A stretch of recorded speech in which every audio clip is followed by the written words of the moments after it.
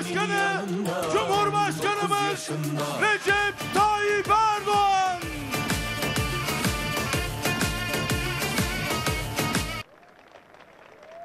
Bir de Hollanda'da bir milletvekili müsveddesi var. O da kalkmış bizimle ilgili yine bir şeyler yapıyor. Ya bir defa haddini bil. Haddini bil. Kiminle yol yürüdüğünü hiç hesap ettin mi? Haddini bileceksin. Faşizm bizim kitabımızda yok. Faşizm sizin kitabınızda var. Faşizmi Almanya'da yaşadık. İtalya'da yaşadık. Nazizmi yaşadık. Siz onlarla beraber yol yürüdünüz. Ama bizim kitabımızda ne faşizm ne nazizm.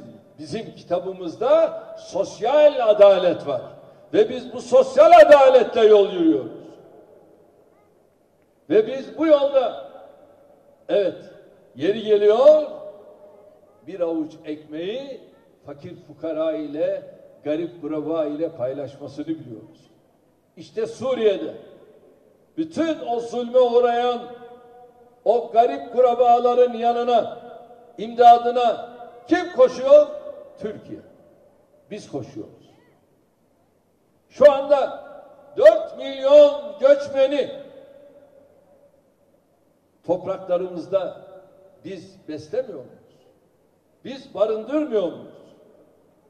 Bir o kadarını da Suriye'de aynı şekilde biz beslemiyor muyuz? Bunu gören göz sizde yok. Malatya ve Elazığ'da meydana gelen depremden sonra insanımızın yaralarını sarmak için hemen çalışmalarımızı başlattık.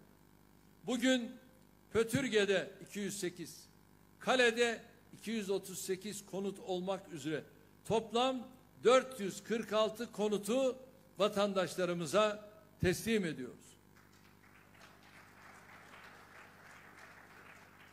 İnşası devam eden diğer konutlar tamamlandıkça inşallah hak sahiplerine teslimini peyderpey gerçekleştireceğiz. Depremde kaybettiğimiz canların sızısını aradan geçen süreye rağmen yüreğimizde hissetmeye devam ediyoruz. Bu vesileyle bir kez daha depremde vefat eden vatandaşlarımıza Allah'tan rahmet, geride kalanlara sabırlar diliyorum. Rabbim bizi her türlü afetten, musibetten, görünür görünmez kazadan korusun diyorum. Bu düşüncelerle sözlerime son verirken bir kez daha açılışını yaptığımız yatırımların şehrimize hayırlı olmasını temenni ediyor. Emeği geçen herkese teşekkürlerimi sunuyorum. Sizleri sevgiyle, saygıyla selamlıyorum. Kalın sağlıcakla.